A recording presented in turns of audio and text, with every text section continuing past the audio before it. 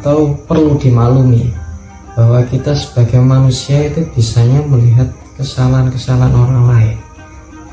Kelebihan kita itu sangat mudah sekali melihat kesalahan orang-orang, tapi untuk melihat kesalahan kita sendiri itu sangat sulit.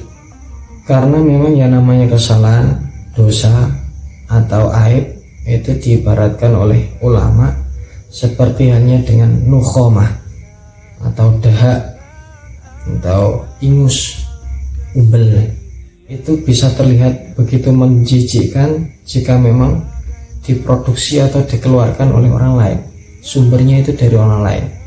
Sehingga ketika kita tahu hal seperti itu, kita akan menjauh sejauh-jauhnya. Jangan sampai terkena baju, jangan sampai menyentuhnya.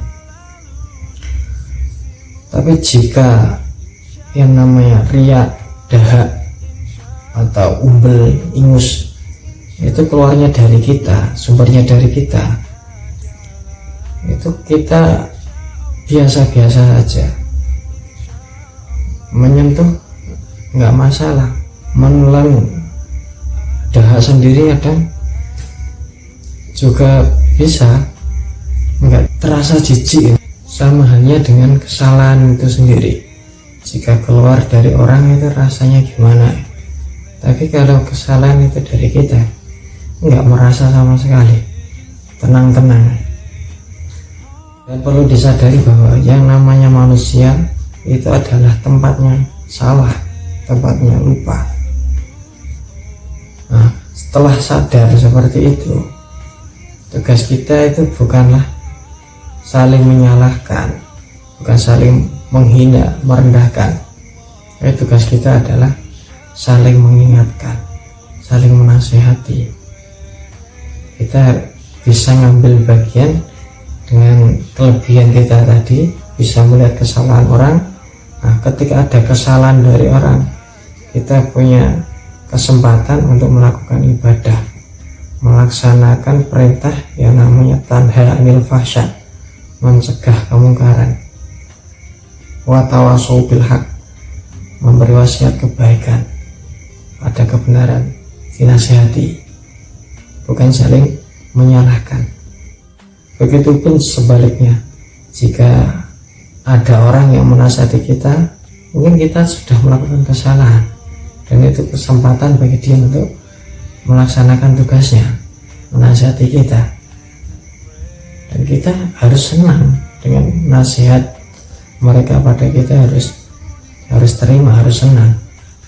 Bahkan diumpamakan seperti halnya ketika ada orang yang mau dipatok ular, mau dientuk kalau jengking, kemudian diperingatkan oleh orang, nggak mungkin dia marah, harusnya senang, diselamatkan.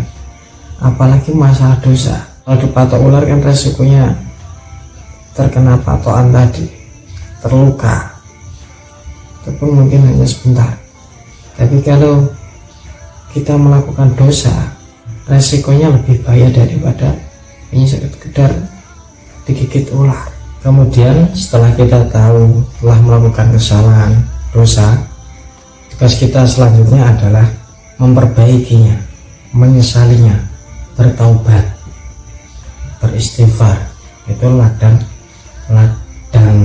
amal buat kita, ladang ibadah lagi. Setelah melakukan kesalahan ada kesempatan untuk bertaubat, untuk beristighfar. Karena memang sudah seperti itu aturannya, ketika ada kesalahan kita ada kesempatan bertaubat, beristighfar, kemudian Allah mengampuni. Allah itu zat yang maha pengampun, Al-Ghafur, Al-Ghaffar, zat yang maha mengampuni. Bahkan jika orang-orang itu tidak melakukan kesalahan, niscaya Allah akan menggantinya dengan makhluk lain yang bisa melakukan kesalahan. Karena memang sifat Allah adalah Al-Ghafur, zat yang maha pengampun.